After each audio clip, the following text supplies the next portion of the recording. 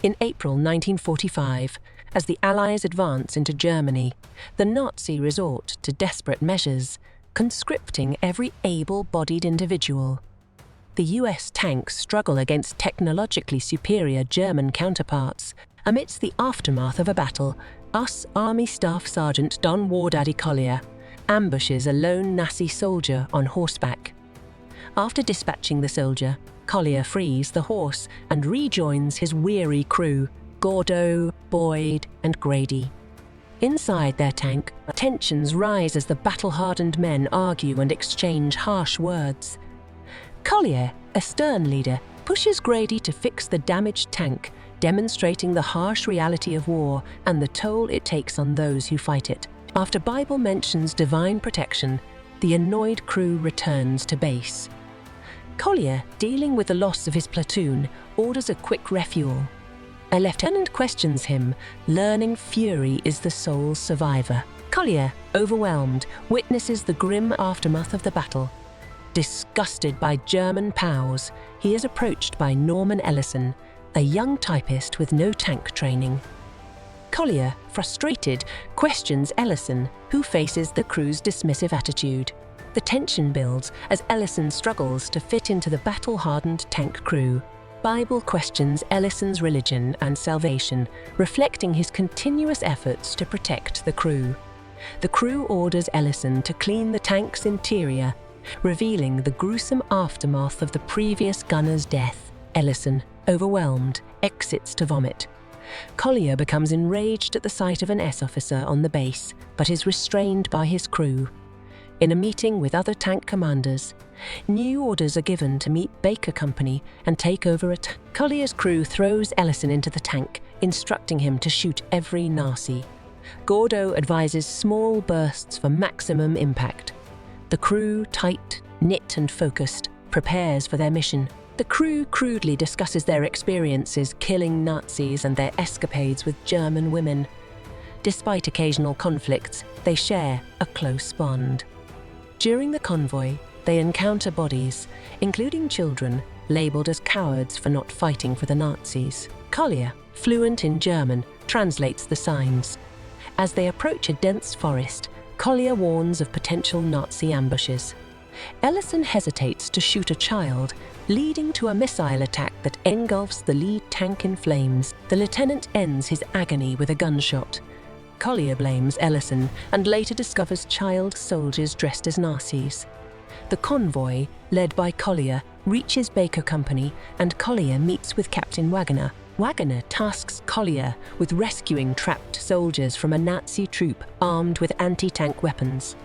Collier suggests an alternate route, and Wagner, aware of Collier's reputation, trusts his instincts. Collier leads 4 tanks to the battlefield, urging Ellison to kill as many Nazis as possible.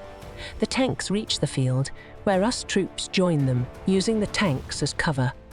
As they approach the tree line, Nazis open fire, and the tanks retaliate. Ellison struggles to shoot effectively, contrasting with the crew's seamless coordination in reloading and firing missiles. In the intense battle, the US tanks retaliate against Nazi anti-tank missiles.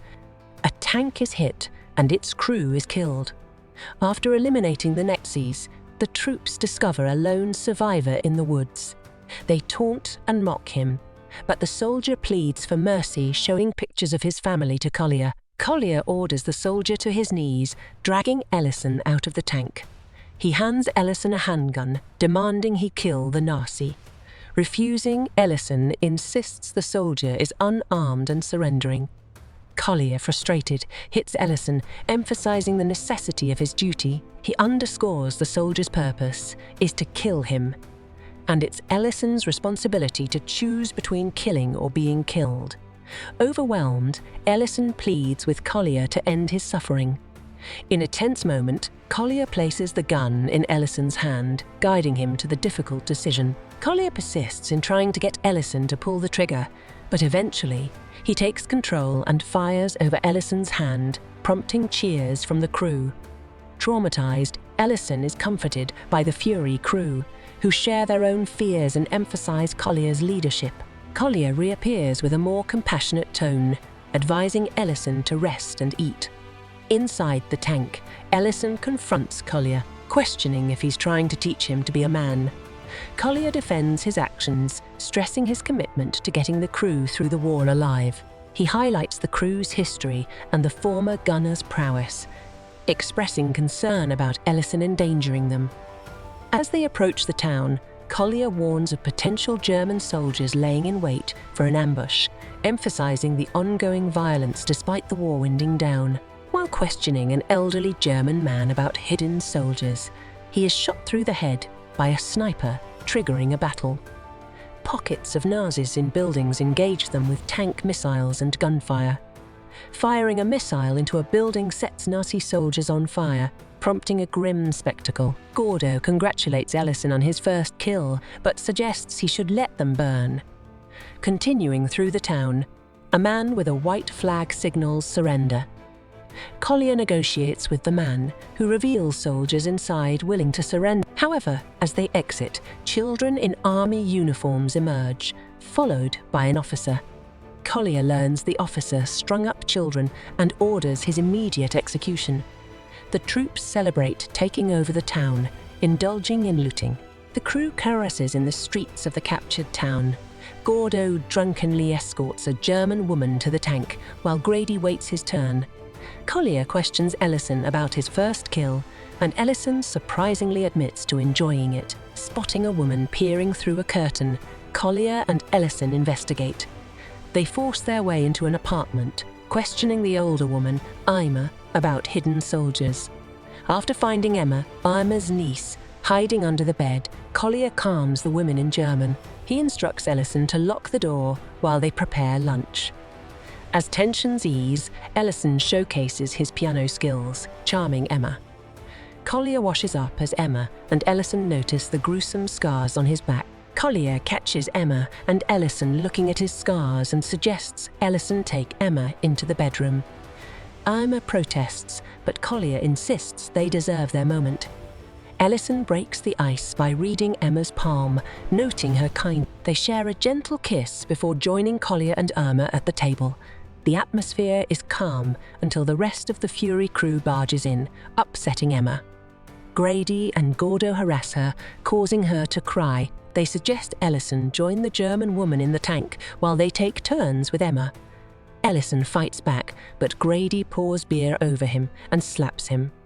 Ayer tries to calm the situation with liquor, but tension remains. Collier remains silent, reading his paper as the hostility lingers.